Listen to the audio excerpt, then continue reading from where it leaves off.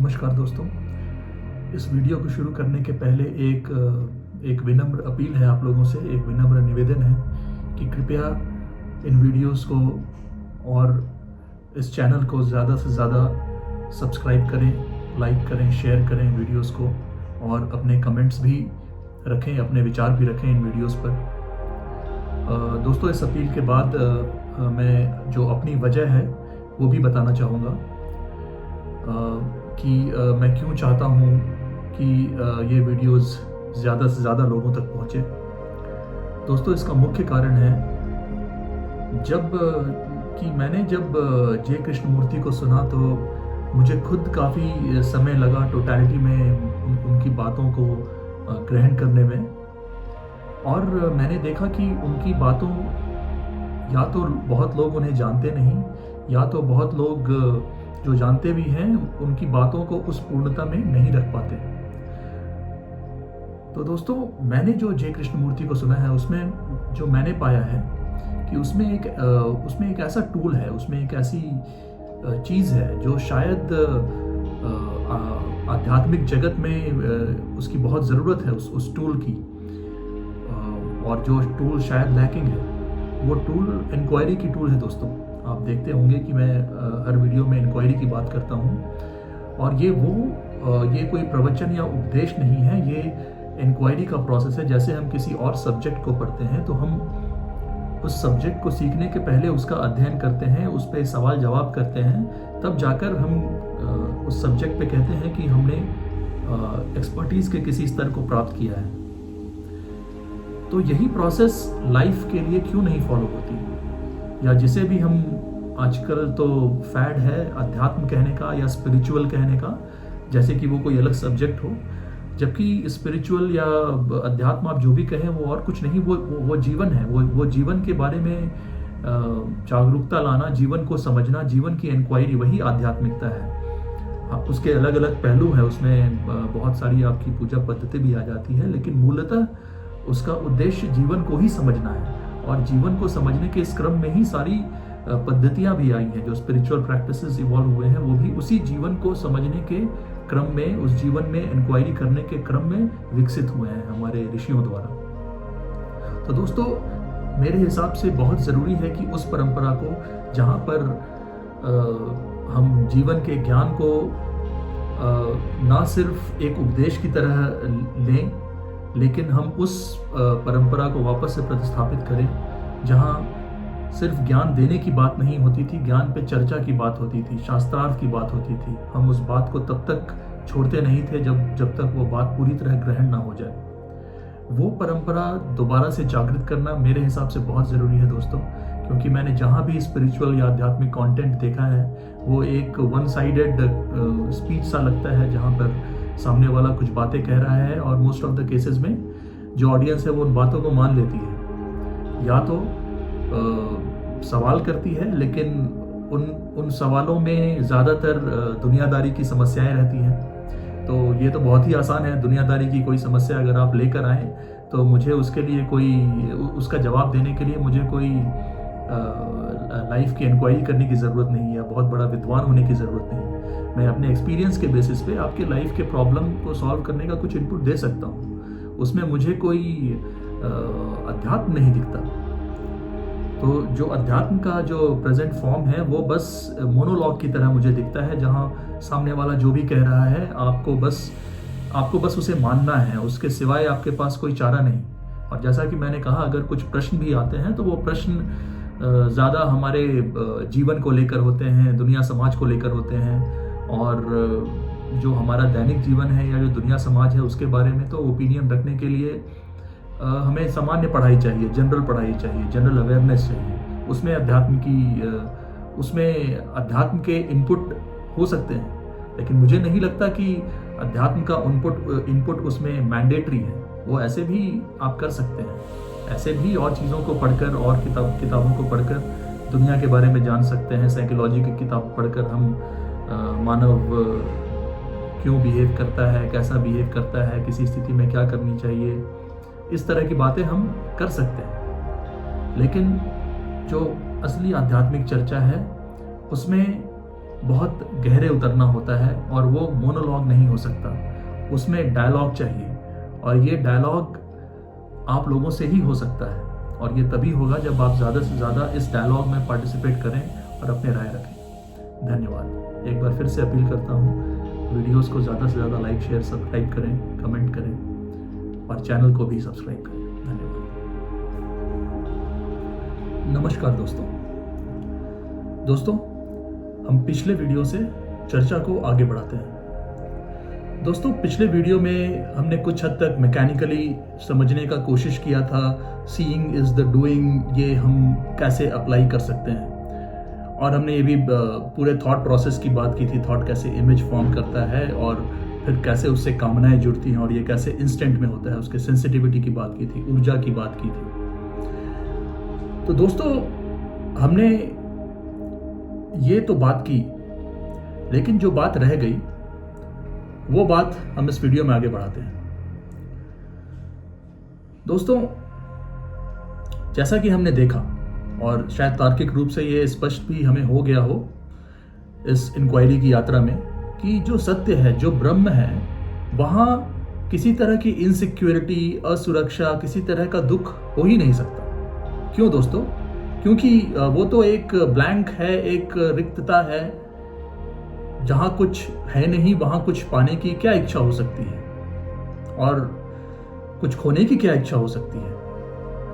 और हमने ये भी देखा कि उसी रिक्तता, उसी साइलेंस, या आप जो भी कहें, उसी ब्रह्म में तो सारी सृष्टि भी है। तो जहां कुछ पाने की इच्छा ही ना हो, जहां कुछ खोने का भय ही ना हो, वहां तो टोटल सिक्योरिटी होगी ही। तो ये हम तार्किक रूप से भी इस निष्कर्ष पर पहुंच सकते हैं।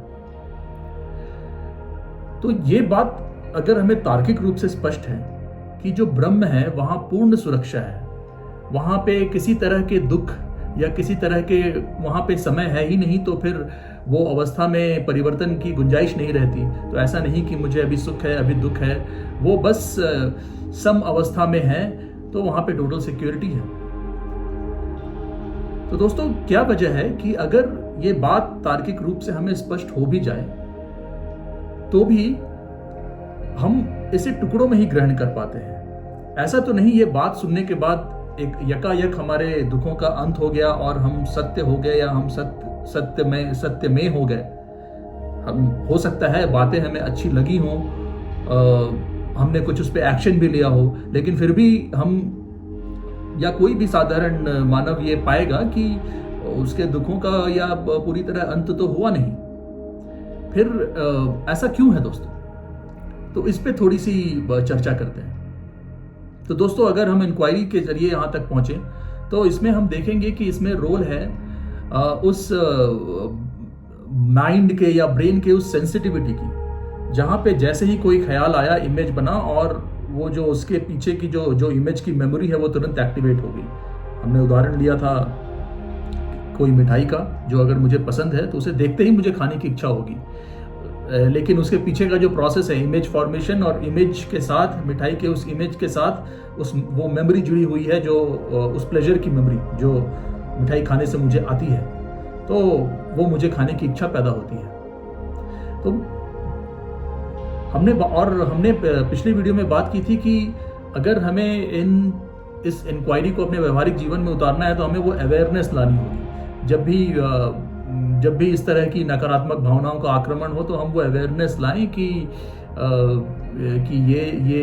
ये थॉट का खेल है, ये माया का खेल है, ये रियलिटी का खेल है। तो फिर शायद वो और उसको हम उससे अलग कर पाएं, उस तरह के नकारात्मक विचार को। हमने ये भी बात की थी, और साथ में ये भी बात है कि ये जो थॉट का प्रोसेस है बड़ा इंस्टेंट है। तो होगा क्या दोस्तों कि इससे पहले कि हम अवेयरनेस लाएं, थॉट अपना काम कर चुका होगा, क्योंकि वो बिल्कुल इंस्टेंट में होता है। जैसे कि हमने मिठाई का उदाहरण लिया, हमें इससे पहले कि हम ये अवेयरनेस लाते कि जो भी हमने बात की है कि ये थॉट का प्रोसेस है, उससे पहले ये थॉट ने अपना खेल कर दिया, इंस्टेंट में ही मुझे उसे खाने की इच्छा पैदा हो गई। तो क्योंकि ये बहुत ही सेंसिटिव प्रोसेस है, तो ये सेंसिटिविटी का जो प्रोसेस है, जो अवेयरनेस की हम बात कर रहे हैं, उसको ओवर पावर कर देता है। उसको उस पर हावी हो जाता है। तो पहली तो ये बात हो गई कि उस सेंसिटिविटी की वजह से ये हावी हो जाता है। और ये सेंसिटिविटी कहाँ से आती है दोस्तों? तो ये सेंसिटिविटी आ रही है हमारी कंडीशनिंग से, हमारी मेमोरी से।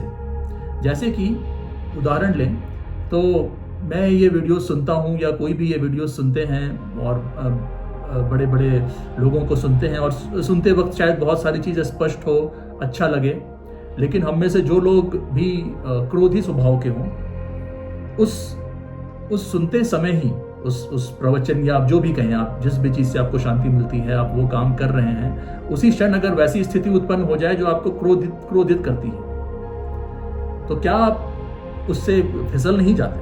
क्या हम उससे फिसल नहीं जाते और हम तुरंत क्रोध के वश में नहीं हो जाते?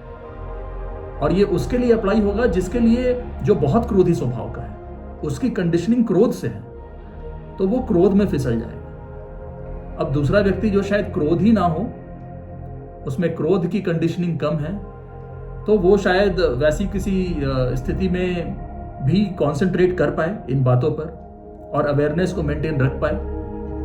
लेकिन हो सकता है उसमें एंजाइटी की कंडीशनिंग हो।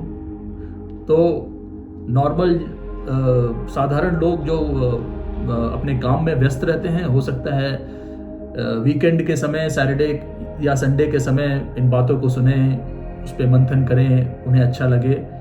लेकिन मंडे जैसे ही हुआ, मंडे ब्लूज आ गए, एंजाइटी ने अपनी जगह ले ली और वो सारी बातें अलग रह गई।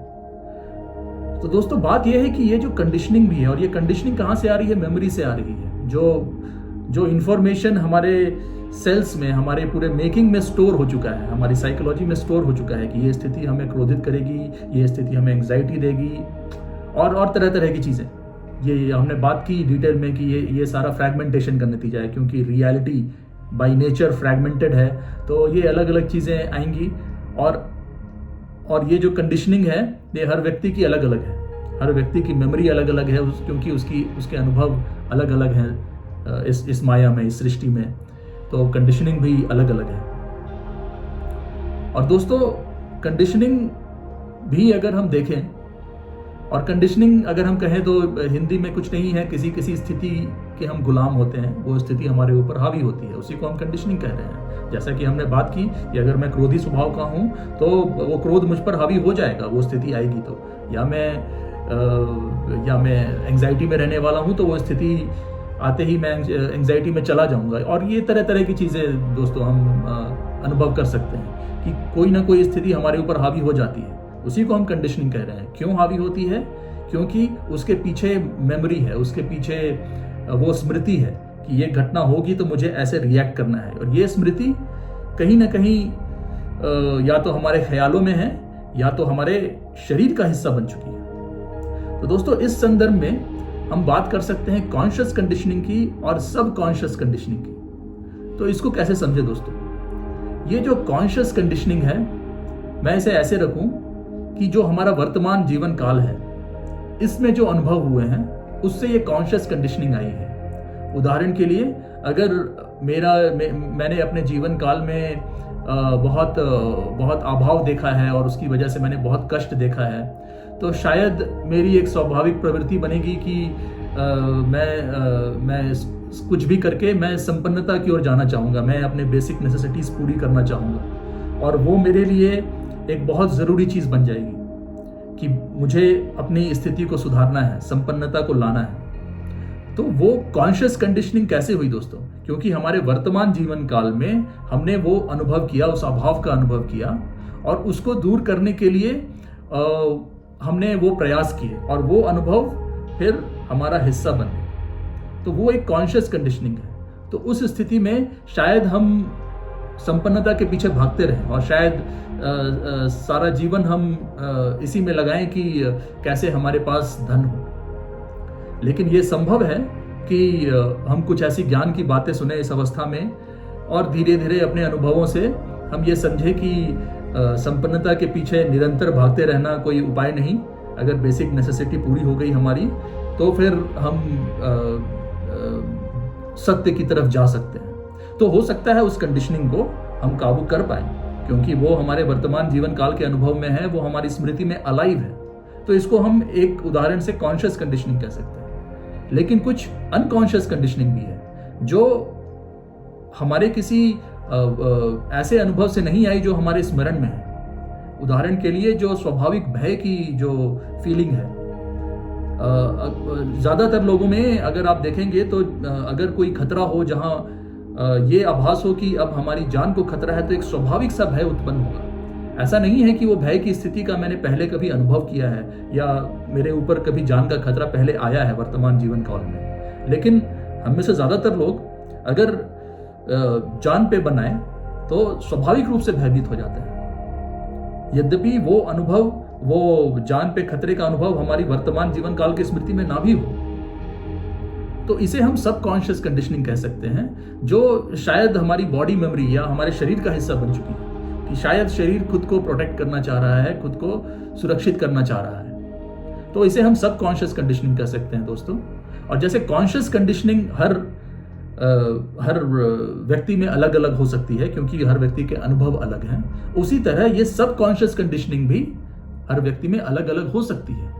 हो सकती है ऐसे गिने चुने लोग हों जो निर्भीक हों, जो जान के खतरे पे भी भयभीत ना हो बल्कि उसका सामना करें। और हम जानते हैं कि ऐसे लोग हैं हमारे पास, और हमारे आसपास हम ऐसे लोगों को देखते हैं जो बड़े बहादुर होते हैं।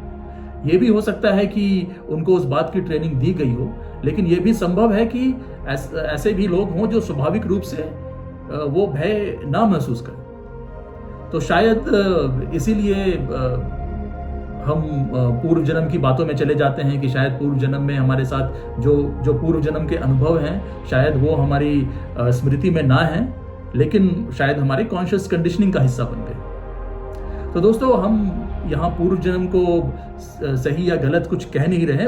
बात को क्लियर करने के लिए मैंने ये पूर्व जन्म का उदाहरण लिया, या हम उसको ऐसे भी समझ सकते हैं कि यह जो इवोल्यूशन हुआ है, हम पूर्व जन्म को माने या ना माने, लेकिन इवोल्यूशन तो हम देखते ही हैं कि, और इवोल्यूशन साइंटिफिकली भी प्रूवन है कि सिंगल सेल अमीबा से लेकर आज तक हम यहाँ एक कॉम्प्लेक्स जीव बन पाए हैं। तो इस दौरान जो, और ये भी बात क्लियर है कि जो हमारा डीएनए है वो पूरी information generations across generations transfer करता रहता है। इसीलिए जो मेरी संतान होगी उसमें मेरे लक्षण, मेरे गुण क्यों आते हैं, क्योंकि वो जो मेरा डीएनए है, मेरा इंफॉर्मेशन उसमें ट्रांसफर होता है। तो अगर हम साइंटिफिकली भी इस बात को समझना चाहें तो वो जो इंफॉर्मेशन ट्रांसफर है वो एक अनकॉन्शियस कंडीशनिंग बनाती है, और कॉन्शियस कंडीशनिंग वर्तमान जीवन काल में हम बनाते हैं। तो दोस्तों, दोनों ही conditioning, conscious conditioning, unconscious conditioning, हर व्यक्ति की अलग अलग है। तो जैसा कि हमने देखा दोस्तों, अभी तक हमने क्या बात की कि हम क्यों सत्य में नहीं रह पाते। हम नहीं रह पाते इस कंडीशनिंग की वजह से, जो अनकॉन्शियस लेवल पर है, सबकॉन्शियस लेवल पर है, और वो तुरंत ही हमें वापस वो माया में ही रखती है। हमें सत्य की पूर्णता का एहसास ही नहीं होगा। तो दोस्तों, इस बात पर जेके क्या कहते हैं? इस बात पर जेके कहते हैं कि ये जो सत्य की पूर्णता है, ये ना कि सिर्फ कॉन्शियस कंडीशनिंग, सब कॉन्शियस कंडीशनिंग, क्योंकि ये पूर्ण है तो ये सारी कंडीशनिंग का नाश करेगी, कॉन्शियस भी और सब कॉन्शियस भी। लेकिन ये थॉट प्रोसेस नहीं है। कहने का मतलब कि ये वो प्रोसेस नहीं है कि जैसे मैंने ये बात सुनी, अब ये बात सुनने के बाद शायद कुछ विचार आए मेरे मन में, और फिर उस विचार के जरिए मुझे वो सत्य प्राप्त हो गया। तो सत्य विचार के जरिए प्राप्त नहीं हो सकता। तो इसमें जेके कहते हैं कि ये प्रोसेस इनसाइट का है, या आप उसे अंतर्दृष्टि कहें। और फिर शब्दों से हम ना भटकें। जब मैं प्रोसेस कह रहा हूं तो वो भी टाइम है, लेकिन बात को तो प्रकट करना है, बात को इजहार करना है, तो शब्दों का सहारा लेना पड़ेगा। तो उस परसेप्शन को, उस सीन को इनसाइट कहें हम, या अंतर्दृष्टि कहें। और ये जो अंतर्दृष्टि है, ये थॉट का प्रोसेस नहीं है। ऐसा नहीं कि मैंने कुछ शब्दों को सुना और शब्दों से वो इमेज बना, और फिर सोच कर विचारों के जरिए हमको एक दिन अंतर्दृष्टि मिल गई। ऐसा नहीं दोस्तों। अंतर्दृष्टि डायरेक्ट है और पूर्ण है, और अगर हम ऐसे समझे तो अंतर्दृष्टि ही ब्रह्म का एक्शन है, इंटेलिजेंस है, या स्वयं ब्रह्म है। वो अंतर्दृष्टि यकायक एक बार में सारी माया का नाश कर देगी। तो उस अंतर्दृष्टि की वो बात कर रहे हैं। और वो अंतर्दृष्टि अगर नहीं है और ये थॉट प्रोसेस से हम कल्टीवेट करना चाह रहे हैं तो वो बस माया की ही बात है। और दोस्तों यहाँ पे एक बड़ी जटिल समस्या भी आती है जो जेके अपने डायलॉग में एक्सप्रेस करते हैं कि अगर ये इंसाइट आपको है और ये अंतर्दृष्टि आपको है तो आप ये कैसे कम्युनिकेट करें। आप जानते हैं कि सामने वाला बहुत ही जटिल कंडीशनिंग में है, फिर आप अधिक से अधिक सहारा शब्दों का ले सकते हैं। आप उसे समझा सकते हैं कि तुम्हारी जो कंडीशनिंग है वो तुम्हें हमेशा ही दुख देगी, तुम जगत में कुछ भी करो, माया में कुछ भी करो, दुख से मुक्त नहीं हो पाओगे। उसके लिए तुम्हें ये इंसाइट चाहिए, ये अंतर्दृष्टि चाहिए, पूरे सत्य को ग्रहण करना होगा, तुम्हें पूरे सत्य में रहना होगा। और आप हर तरह से उसे समझाते हैं लेकिन अंत में वो क्या है, वो तो शब्द है ना। अब वो शब्द है, उस शब्द से एसोसिएटेड इमेज है, थॉट है, फिर ये बात कैसे पहुंचाया जाए। और इस डायलॉग में ये बात निकल कर भी आती है कि यही समस्या सारे महापुरुषों के सामने रही है। और शायद इसीलिए जो मानव सभ्यता है वो सत्य से दूर है और माया में ज्यादा से ज्यादा खोती जा रही है, क्योंकि ऐसा कोई तरीका है नहीं। अगर कोई ऐसा हम तरीका है मान लें तो वो तरीका टाइम में ही होगा। जैसे कि हमारे जितने भी धर्म संस्कार हैं और जितने भी तरह की फिलॉसफीज आई, लगभग हर जो महापुरुष आए उन्होंने एक मार्ग दिया, एक पथ दिया आपको। किसी ने भक्ति मार्ग दिया कि आप पूजा पाठ में रहें और कर्मों में पवित्रता रखें, संस्कारों में पवित्रता रखें। किसी ने योग मार्ग दिया कि आप यौगिक क्रियाएं करें। लेकिन ये सारे मार्ग जो हैं वो रियलिटी के हैं दोस्तों, ये माया के हैं। ऐसा नहीं है कि इस मार्ग पर चल चल कर एक एक कदम ले लेकर एक दिन हम सत्य तक पहुंच जाएंगे। तो शायद धार्मिक प्रवृत्ति के लोगों को ये बात अच्छी ना भी लगे, लेकिन आप स्पष्ट रूप से और ईमानदारी से, ऑनेस्टी से इंक्वायरी कर देखें इस चीज को कि अगर वाकई में हम धार्मिक हैं तो क्या कोई बात हमें बुरी लगनी चाहिए। अगर हम वाकई में धार्मिक हैं तो हम पूर्ण हैं, हम सत्य हैं और हम किसी समय के प्रोसेस के गुलाम नहीं हैं। तो दोस्तों बात ये नहीं हो रही कि जो धार्मिक प्रोसेस है, जो भी धार्मिक प्रोसेस हो, अलग अलग धर्मों में अलग अलग प्रोसेस हैं, उनमें कुछ गलत है।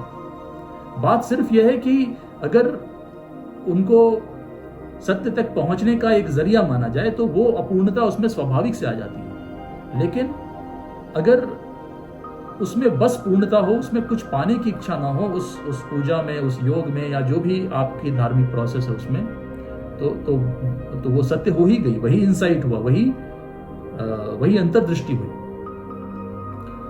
तो दोस्तों इसी समस्या से निकलने के लिए कि ये अंतर्दृष्टि कैसे कन्वे किया जाए, शायद जितने भी महापुरुष थे उन्होंने मार्ग बनाया, मार्ग दिया, और उस मार्ग पे जनरेशंस आफ्टर जनरेशंस लोग चले। महात्मा बुद्ध ने अपना मार्ग दिया, उस मार्ग पे पूरी बुद्ध धर्म खड़ी हुई, और शायद बड़े बड़े धर्म ऐसे खड़े हुए हैं जो इस मार्ग को फॉलो कर रहे हैं। लेकिन फिर भी ये एनलाइटनमेंट या ये सत्य से ज्यादातर लोग वंचित ही रहे, और कुछ गिने चुने लोगों को ही हम कह सकते हैं कि वो ब्रह्म है। और पता नहीं, शायद हमें से ज्यादा लोग ऐसे लोगों को समझ भी ना पाए, और हम ये कंक्लूसिवली कह भी नहीं सकते कि ऐसा कोई व्यक्ति एग्जिस्ट करता है जो ब्रह्म है, जो सत्य है, जिसके पास ये इंसाइट है। तो शायद ऐसा इसीलिए है दोस्तों कि ये जो मार्ग है, ये मार्ग जो रियलिटी में बना हुआ है, जो माया में बना हुआ है, उसी मार्ग को ही लोग सब कुछ मान लेते हैं, उसी क्रिया को ही लोग सब कुछ मान लेते हैं, लेकिन अपनी कंडीशनिंग से खुद को अलग नहीं कर पाते।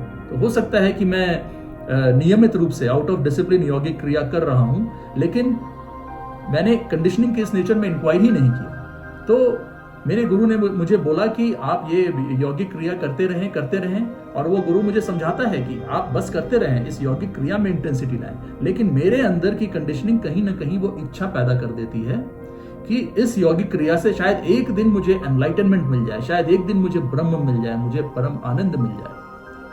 तो क्या होगा दोस्तों, वो उसी माया का प्रोसेस है।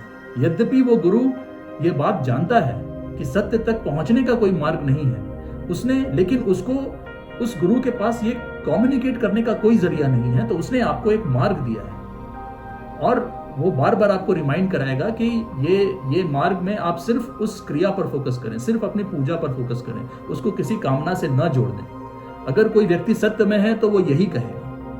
अगर कोई ये कह रहा है कि आप ये पूजा करें, आप ऐसे करें, इससे आपकी ये कामना पूरी हो जाएगी, आपकी शादी हो जाएगी, आपको नौकरी मिल जाएगी, तो दोस्तों मैं उसे सत्य नहीं कहता। कामना पूर्ति माया है, कामना पूर्ति सत्य नहीं है। तो दोस्तों यहां से ये बात स्पष्ट होनी चाहिए कि जो जेके कहते थे, और शायद इसीलिए बहुत सारे जो क्रिटिक्स हैं वो शायद ये भी कहते हैं कि नहीं, जेके भगवान को नहीं मानते, जेके सारे गुरुओं को नहीं मानते और इन सब को वो नकारते थे। तो दोस्तों जेके सिर्फ सत्य की बात करते थे, सिर्फ सत्य की। उनकी कोई रुचि नहीं थी आप किस मार्ग को चुनते हैं या ना चुनते हैं, उन्हें सिर्फ सत्य की बात करनी थी। और इसीलिए वो बड़ी ही स्पष्ट भाषा में ये सारी बातें हमारे सामने रखते थे। वो ये भी कहते थे कि गॉड भी तो आपका प्रोजेक्शन ही है, भगवान भी आपके थॉट का प्रोजेक्शन है। तो जो आपके थॉट का प्रोजेक्शन है वो तो आप उसे जैसा चाहे वैसा बना लें। तो लेकिन हमारी कंडीशनिंग शायद ऐसी है कि हमने एक भगवान को एक ऐसी एक्सटर्नल एजेंसी मान लिया है जो, जैसा कि हमने कहा, जिसमें वो सारे अच्छे गुण हैं, वो हमसे ऊपर है और हम बस उसको चेस कर रहे हैं। तो जेके हमेशा जेके का जो पूरा जीवन था वो इसी चीज में लगा कि आप किसी मार्ग को पकड़कर तो सत्य तक पहुंच ही नहीं सकते। तो इसीलिए उन्होंने अपने जीवन में भी उनको थियोसॉफिकल सोसाइटी ने विश्व गुरु के रूप में देखा था। एक्चुअली में जिद्दू कृष्णमूर्ति को विश्व गुरु के रूप में प्रोजेक्ट करना चाहती थी थियोसॉफिकल सोसाइटी, और उनका एक ऑर्डर ऑफ स्टार्स था जहाँ पे उनको एक गुरु बनना था। लेकिन उनको ये अंतर्दृष्टि हुई, उनको ये इंसाइट हुई, उन्होंने सब कुछ डिसॉल्व कर दिया और जहां तक मैंने सुना है अपनी सारी जो ऑर्गेनाइजेशन थी उसको डिसॉल्व कर दिया। और सिर्फ इस इंक्वायरी में ही वो इंक्वायरी में ही रहे और अलग अलग लोगों से डायलॉग करते रहे। और क्योंकि वो किसी ऑर्गेनाइजेशन का हिस्सा नहीं थे, इसीलिए शायद जो और प्रचलित गुरु हैं उनकी तुलना में कम लोग उन्हें जानते होंगे। लेकिन उन्होंने सिर्फ सत्य की बात की, उन्होंने किसी मार्ग की बात नहीं की। तो दोस्तों शायद यही वजह है और यही दुविधा जो महापुरुषों की है, वही दुविधा एक सीकर की भी है जो सत्य में रहना चाहता है। मैं सत्य में रहना चाहता हूं, लेकिन मुझे यह भी स्पष्ट हो गया इंक्वायरी के जरिए, समझ के जरिए, कि कोई मार्ग नहीं है। फिर मैं क्या करूं? लेकिन फिर मैं बोलूंगा, जैसे ही मैंने ये सवाल किया मैं क्या करूं, ये फिर एक थॉट का प्रोडक्ट है। तो इसी तरह की चीजें दोस्तों, एक ही मार्ग रह जाता है जो मेरी समझ से है कि अंततोगत्वा मार्ग बचता है इंक्वायरी का ही। या तो अगर मेरे कर्म में पूर्णता है, अगर मैं अनन्य भक्त हूं और मेरी भक्ति में पूर्णता है, मैंने भले ही मैं श्री राम को पूछता हूं, श्री कृष्ण को पूछता हूं, ये मैटर नहीं करता कि मैं किस देव को पूजा करता हूं। लेकिन अगर मेरी उस पूजा में, उस भक्ति में पूर्णता है और मुझे उस भक्ति से कुछ नहीं चाहिए, मैं बस भक्त हूं, तो वो सत्य है। इसीलिए भगवत गीता में भी कहे कि भगवान श्री कृष्ण ने स्वयं कहा गया है कि भक्त और मुझ में कोई फर्क नहीं, भक्त पूरी तरह मुझ में समाहित हो जाता है। और हमारे हिंदू दर्शनों में तो कई जगह ये कहा गया है कि भक्त ही भगवान है। तो दोस्तों ये कहने का क्या मतलब है कि उस भक्ति के एक्शन में पूर्णता है। शायद आज से हजारों साल पहले या 100 साल या 200 साल पहले ऐसा माहौल था जहां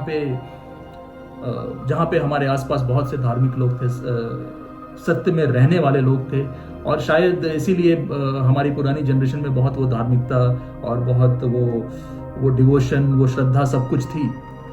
तो शायद उस जमाने में ये बात चलती दोस्तों। लेकिन ये कड़वी सच्चाई है कि क्योंकि हर किसी ने सत्य को एक मार्ग समझा, सत्य तक पहुंचने को एक जरिया माना, जो अलग अलग मेथड्स हैं। शायद इसीलिए मेरी व्यक्तिगत राय है कि ये जो प्योरिटी है, जो पूर्णता है किसी भी एक्शन की, आपकी पूजा की हो या किसी और क्रिया की हो, वो धीरे धीरे कम होती गई और हम अपनी कामनाओं के ही गुलाम होते गए। तो अभी जो 95% या मैं क्या कहूँ, मैं कोई नंबर नहीं दे सकता, लेकिन जो ज़्यादातर पूजा पद्धति है वो किसी कामना पूर्ति के लिए ही है। वो मैं पूजा पद्धति कहूँ या कोई किसी और धर्म की भी बात कहूँ, किसी भी धर्म में अगर कोई प्रोसेस फॉलो हो रहा है तो ज़्यादातर वो किसी कामना पूर्ति के लिए ही है।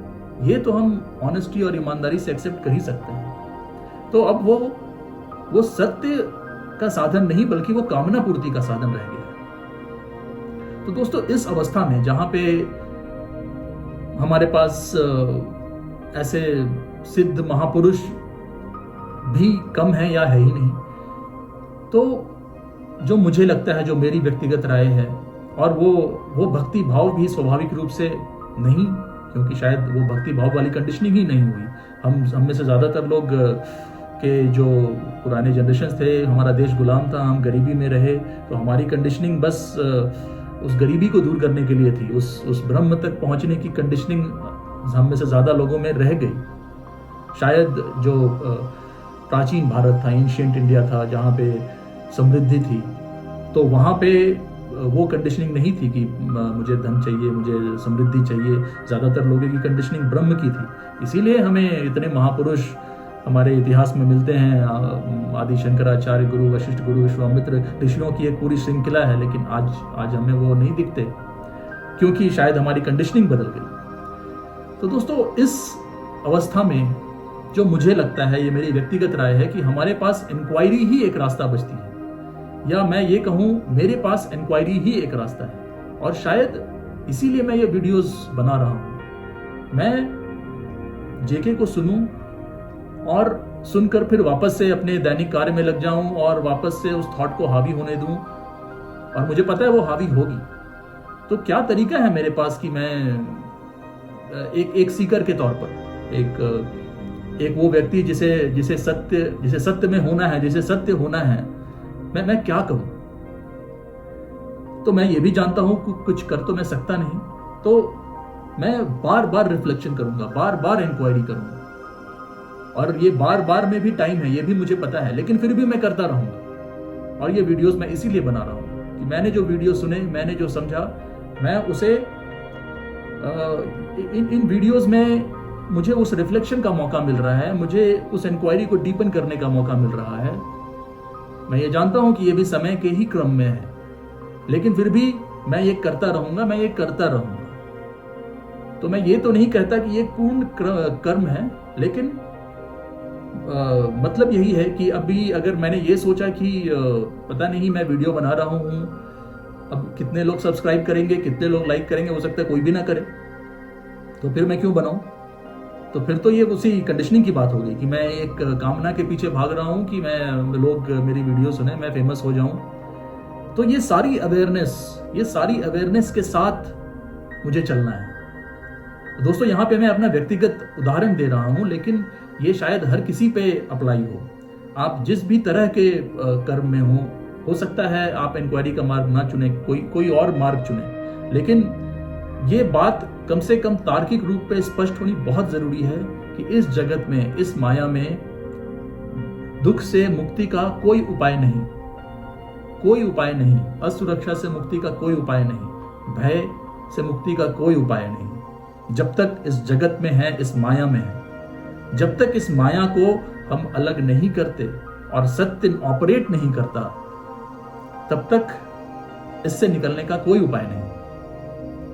हम यही कर सकते हैं कि हम जो हमारे कर्म हैं, कर्मों का सहारा लेके उन कर्मों में पूर्णता ला सकते हैं, और उस कर्मों में पूर्णता लाने के लिए जो संघर्ष है वो संघर्ष कर सकते हैं। अब यहां भी देखें कि शब्दों के जाल में हम कैसे फंस रहे हैं। हम संघर्ष शब्द का प्रयोग कर रहे हैं, संघर्ष टाइम में है। तो दोस्तों, ये सारी इंक्वायरी का पार्ट है, और इसी इंक्वायरी को लेकर ये यात्रा मैं कर रहा हूं। और आप में से जो लोग भी इस यात्रा में साथ जुड़ रहे हैं, उनका बहुत धन्यवाद। अगला वीडियो जल्दी सामने लाएंगे। धन्यवाद।